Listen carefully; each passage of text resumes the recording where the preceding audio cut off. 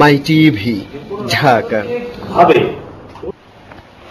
হযরত শাহজালাল আন্তর্জাতিক বিমানবন্দরে বহির্গমন যাত্রীদের ও তাদের বিদায় দিতে আসা স্বজনদের ভোগান্তির যেন শেষ নেই। বিমানবন্দরের প্রবেশদ্বার থেকে শুরু করে অভ্যন্তরে যাওয়া পর্যন্ত তাদের পড়তে হয় নানা সমস্যায়। আর প্রবেশ টিকিট মূল্য বেশি হলেও সে অনুযায়ী সুবিধা না পাওয়ার কথা জানান তারা। অন্যদিকে টিকিট না কিনে অবৈধভাবে অনেকেই দেখা যায় ভেতরে প্রবেশ করতে। তরিকুল ইসলাম খোকনের ক্যামেরায় আনিসুর রহমান সাব্বিরের রিপোর্ট।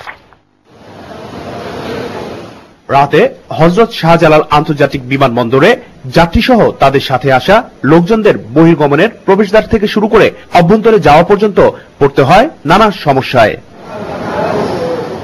বিমানবন্দরের অভ্যন্তরের প্রবেশ টিকিট মূল্য বেশি বলে জানান যাত্রীদের বিদায় দিতে আসা স্বজনেরা। টিকিটের দামটা বেশি বলে মনে হচ্ছে। বসার ব্যবস্থা তেমন নেই, 300 টাকার টিকিট দিয়েও ভিতরে কেউ যাবে না।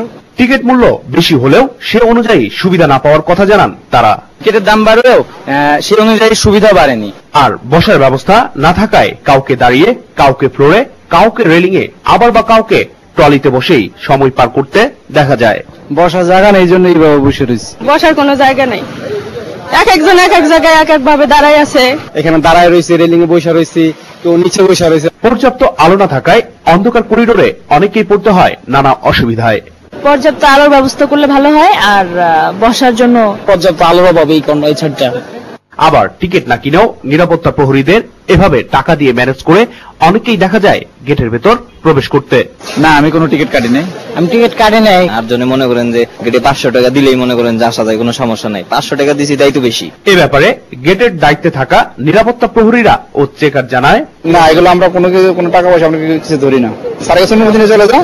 না না, কোনোদিন না, কখনোই না। ভিতরে ঢুকায় তাহলে বুঝবো যে সিকিউরিটি টাকা নিছে। তো হতে পারে, এটা আমি কোন করেন না, ম্যাক্সিমাম লোকে যায় না, অল্প কিছু লোক যায়। সংশ্লিষ্ট কর্তৃপক্ষ এসব সমস্যার সমাধানে দ্রুত পদক্ষেপ গ্রহণ করবে, এমনটাই প্রত্যাশা বহির্গমনের সকল যাত্রীদের।